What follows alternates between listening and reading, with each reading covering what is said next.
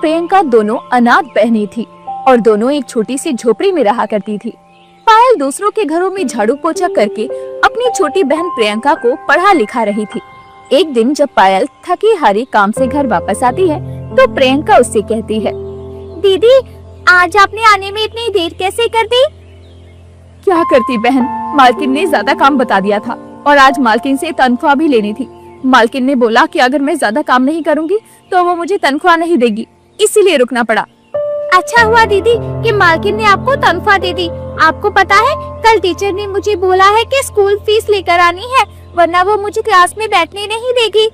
चलो शुक्र है, मालकिन ने भले ही तनख्वाह देने में देरी कर दी, लेकिन कम से कम तनख्वाह दे तो दी। पायल ऐसे ही अपनी बहन प्रियंका को पढ़ा लिखा रही थी।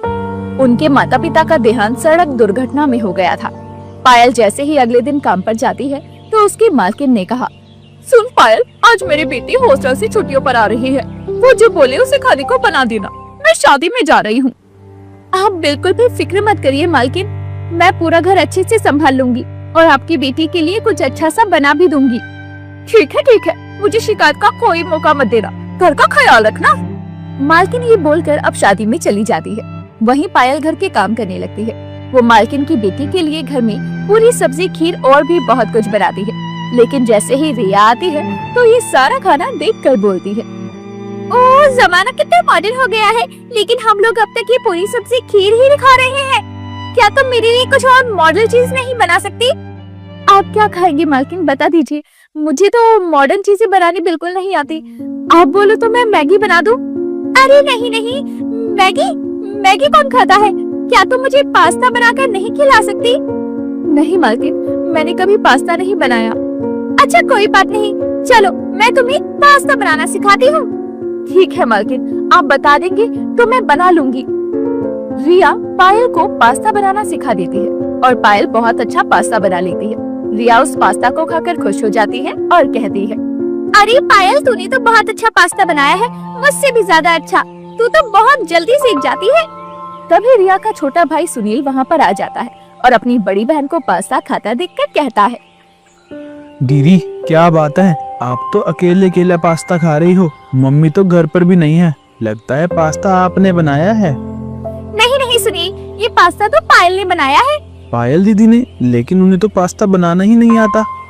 हाँ, लेकिन मैंने उसे पास्ता बनाना सिखा दिया और तू भी खाकर देख कि पायल ने कितना टेस्टी पास्ता बनाया है। इसके बाद सुनील भी पास्ता खाता है और उसे भी पास्ता बहुत स्वादिष्ट लगता है। पायल का लगभग सारा काम खत्म हो चुका था। उसकी मालकिन भी आ चुकी थी। अब पायल को घर जाना था। थोड़ा सा पास्ता बर्तन में बचा हुआ था और पायल ने सोचा, प्रियंका को भी पास्ता कितना पसंद है, लेकिन हम कभी भी पास्ता नहीं बना पाते। क्यों ना ये पास्ता मैं प्रियंका के लिए ले जाऊं। वैसे भी ये पास्ता तो अब ये लोग फेंक ही देंगे, इससे तो अच्छा है कि प्रियंका इसे खा ले। और यही सोचकर पायल एक पॉलिथीन में पास्ता भर लेती है और अपने घर लेकर जाती है। पायल प्रियंका को पास्ता देती है। प्रियंका पास्ता खाकर बहुत खुश होती है और कहती है, अरे वाह दीदी, तुमने तो सच में बहुत स्वादिष्ट पास्ता बनाया है, ये तो होटल से भी अच्छा पास्ता है। पायल अगले दिन काम पर जाती है और वो किचन में काम कर रही थी। तभी वहाँ रिया आती है। पायल, कल तुमने कितना टेस्टी पास्ता बनाया था, मुझे आज वैसे ही पास्ता बना दो ना। मेरी दोस्त तेजल आ रही है मुझसे मिलने, मैं अभी बना देती हूँ। पायल ने फिर से पास्ता बनाया और तेजल और रिया को खिलाया। तेजल ने पायल की पास्ता की बहुत तारीफ की। आज भी थोड़ा सा पास्ता बर्तन में बच गया था और पायल आज भी बचा हुआ पास्ता अपनी बहन के लिए पैक करके घर ले आई और प्रियंका को दे दिया। अब तो अक्सर ही ऐसा होता था। रिया अक्सर पायल से पास्ता बनवाती और बचा हुआ पास्ता पायल बिना किसी को बताए घर ले जाती। एक दिन जब पायल पास्ता पैक कर रही थी, तभी सुनील ने उसे पास्ता पैक करते हुए देख लिया। सुनील झट से अपनी माँ के पास पहुँचा और उसे सब कुछ बता दिया। सुनील की माँ अब जल्दी से रसोई में आती है और देखती है कि पायल पास्ता पैक करके ले जा रही थी। सुनील की माँ बोली, ये क्या है पायल, तुम पास्ता पैक करके अपने घर ले जा रही हो? मालकिन, ये पास्ता बच गया था, मैंने सोचा कि ये फेंकने में जाएगा, मैं अपनी बहन को दे देती हूँ। पायल, बिना बताए किसी की चीज को लेकर जाना चोरी करना कहलाता है। अगर तुम्हें अपनी बहन के लिए पास्ता ले जाना था तो तुम मुझे बता देती। माफ कर दीजिए मालकिन, आगे से ऐसी गलती नहीं होगी। कोई बात नहीं पायल, अभी तो तुम ये पास्ता ले जाओ, लेकिन अगली बार से अगर कोई भी चीज लेनी हो तो पूछ कर लिया करो। जी मालकिन।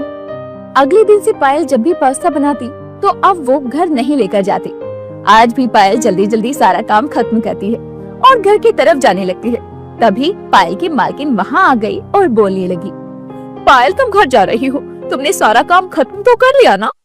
हाँ मालकिन, सारा काम खत्म कर लिया, अब मैं घर जा रही हूँ। वो तो ठीक है, लेकिन तुमने पास्ता तो नहीं रख लिया?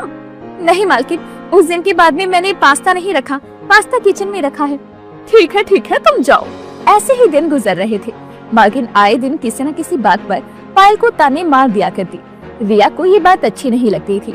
वो एक दिन अपनी माँ को समझाते हुए बोली, ओहो माँ, तुम क्यों जबरदस्ती पायल को ताने मारती रहती हो? पायल जो पास्ता लेकर गई थी वो हमारी किसी भी काम का नहीं था, वो बचा हुआ पास्ता था माँ। और वैसे भी हम ठंडा पास्ता कब खाते हैं? और आप ये भी तो सोचो कि पायल ने पास्ता के अलावा कभी कुछ नहीं लिया घर से, कभी चोरी नहीं की। माँ, अगर पायल ने हमारे घर का काम छोड़ दिया तो हमें इतनी अच्छी काम वाली कहाँ से मिलेगी? तू सही कहती है बेटा, सिर्फ पास्ता ले जाने के कारण मुझे उससे इतनी बुरी तरह से बात नहीं करनी चाहिए थी। मुझे उसकी अच्छाइयों को नहीं भूलना था। ठीक है बेटा, आज से मैं पायल को कुछ नहीं कहूँगी। वो लोग बातें कर रहे थे, तभी वहाँ सुनील आ गया और बोला, माँ, आप लोगों को याद है ना कि अगले हफ्ते मेरा बर्थडे है? हाँ सुनील, हमें याद है। और हाँ, हम तेरे बर्थडे पर बहुत अच्छी पार्टी देंगे। ठीक है माँ, तो मैं अपने दोस्तों की लिस्ट बना लेता हूँ। ऐसा कहकर सुनील वहाँ से चला जाता है। तभी सुनील की माँ पायल को आवाज देती है। पायल वहाँ आती है और तब सुनील की माँ कहती है, देखो पायल, अगले हफ्ते सुनील का बर्थडे है, जिसकी तैयारी अभी से शुरू कर दो। घर की साफ सफाई से लेकर नाश्ता, सारा काम तुम्हें संभालना है, कहीं किसी चीज की कोई कमी ना रह जाए। मालकिन, आप बिल्कुल भी चिंता मत करो, सुनील भैया के जन्मदिन की सारी तैयारी मैं अच्छे से करूंगी। और फिर पायल जन्मदिन की तैयारी में लग जाती है। अगले हफ्ते सुनील का बर्थडे होता है। बहुत सारे मेहमान आते हैं, केक कटता है, सभी खाना खाते हैं। पायल बहुत काम करती है। ये देखकर सुनील की माँ बहुत खुश होती है। बर्थडे पार्टी के बाद सुनील की माँ पायल को अपने कमरे में बुलाती है और कहती है, पायल, तुमने बहुत मेहनत की, सब कुछ बहुत अच्छे से मैनेज किया, इसलिए ये लो 10,000, मैं इसे तोहफे के रूप में तुम्हें दे रही हूँ, ये रख लो। मालकिन, मैंने जो भी किया वो मेरा फर्ज था, इसकी जरूरत नहीं। और ये जरूरत कैसे नहीं? तुमने मेरे बेटे के जन्मदिन पर इतने प्यार से सारा काम संभाला, मैं भी तुम्हें प्रेम पूर्वक भेंट दे रही हूँ, मना मत करो, चलो अब रख लो इसे। पायल अब बहुत खुश होती है। वो पैसे वो खुशी से रख लेती है। तभी मालकिन पायल को केक भी पैक करके उसकी बहन के लिए दे देती है। पायल घर आती है और प्रियंका को केक देती है। प्रियंका केक खाती है और उसके बाद पायल प्रियंका को 10,000 देते हुए सारी बात बताती है। ये सब देखकर प्रियंका बहुत खुश होती है और वो पायल से कहती है, दीदी, ये तो बहुत खुशी की बात है, मेरे दिमाग में एक बहुत अच्छा आइडिया आया है। हाँ प्रियंका, बता क्या आइडिया है? पायल दीदी, आप बहुत अच्छा पास्ता बनाती हो, क्यों ना हम ऐसा करें कि मालकिन के दिए हुए इन पैसों से एक पास्ता की दुकान खोल लें। हाँ प्रियंका, बात तो तू सही कहती है, लेकिन मैं मालकिन के घर का काम तो नहीं छोड़ सकती ना। अरे मेरी भोली दीदी, काम छोड़ने की कौन बोल रहा है? तुम दिन में मालकिन के यहाँ काम करना और शाम को हम पास्ता का ठेला लगाएंगे। ठीक है प्रियंका, तो हम कल ही बाजार जाकर पास्ता बनाने का सारा सामान ले आएंगे।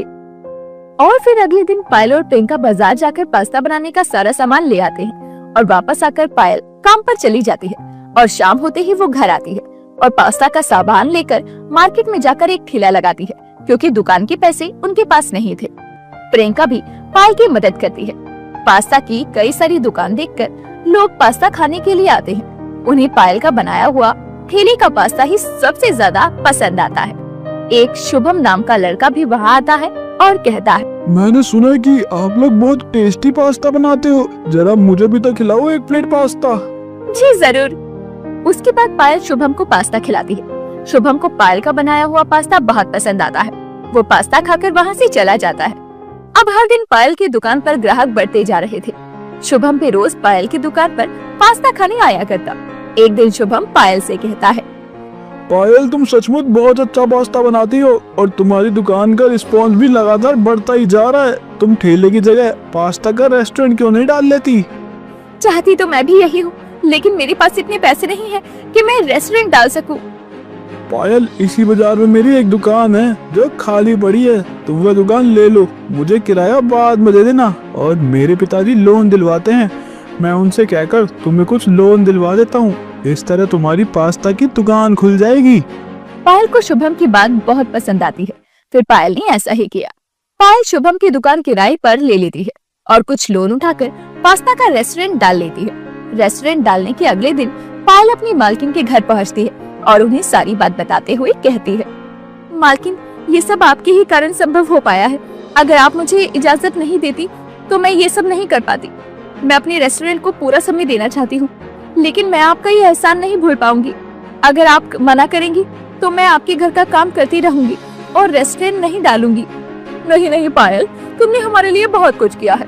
अब तुम्हें और सैक्रिफाइस करने की जरूरत नहीं है और मैं ये सब पहले से जान चुकी थी, इसलिए मैंने पहले से ही एक नई मेड से बात कर ली है। तुम अपना पूरा ध्यान अपने नए रेस्टोरेंट में लगाओ और मेरा आशीर्वाद हमेशा तुम्हारे साथ है। और इस तरह पायल और प्रियंका का पास्ता का रेस्टोरेंट चल पड़ता है। रिया अपनी माँ और अपने भाई सुनील के साथ अक्सर वहाँ पर पास्ता खाने आया करती। पायल भी उन लोगों को बहुत प्रेम से पास्ता खिलाया करती।